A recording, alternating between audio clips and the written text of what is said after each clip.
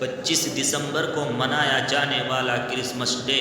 ایک مشرکانہ رسم ہے جو کہ اللہ کے بیٹے کی یوم پیدائش کے طور پر منایا جاتا ہے، حالانکہ قرآن کریم اللہ رب العزت والجلال کی وحدانیت کو بیان کرتے ہوئے فرماتا ہے کہ قل هو اللہ احد، اللہ ایک ہے، اللہ الصمد، اللہ بے نیاز ہے، لم یلد ولم یولد، نہ اس نے کسی کو جنا اور نہ وہ جنا گیا، یعنی نہ اس کے کوئی بیٹا ہے اور نہ وہ خود کسی کا بیٹا ہے۔ 25 دسمبر کے بارے میں عیسائیوں کا یہ غلط عقیدہ ہے کہ اس دن اللہ رب العزت والجلال کا بیٹا پیدا ہوا تھا۔ نعوذ باللہ، عیسائیوں کے اس